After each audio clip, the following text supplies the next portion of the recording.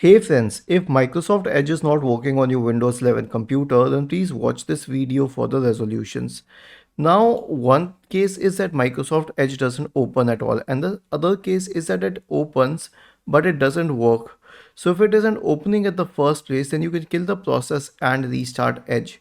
So how can we do that? Search for Task Manager in the Windows search bar and open the Task Manager window. Now, if you notice Microsoft Edge browser here, right click on it and select End Task. And after ending the task, you can restart Microsoft Edge.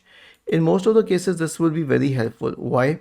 Because at times the process is stuck, the process has gone corrupt, and when you restart the process, it does work.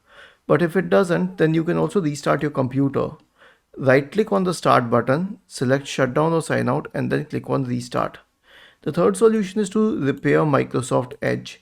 And how do we repair Microsoft Edge?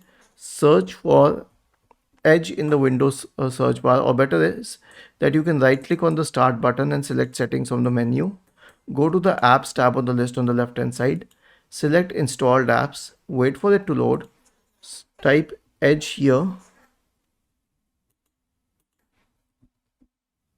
and then click on the three dots corresponding to Microsoft Edge, click on modify, and then open repair Microsoft Edge, click on repair. This is the first solution. I'll open the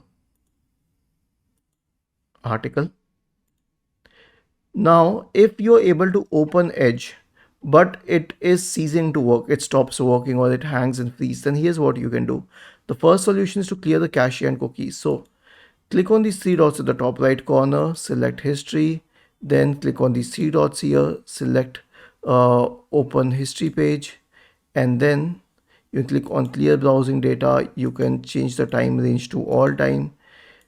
Make sure that cache and cookies are selected. Now click on clear now. The last solution will be to remove extensions from Microsoft Edge. So click on the three dots here, select extensions, click on manage extensions. If any extension is active, then deactivate it. And if deactivating it helps, then you can also remove the extension. Was this helpful?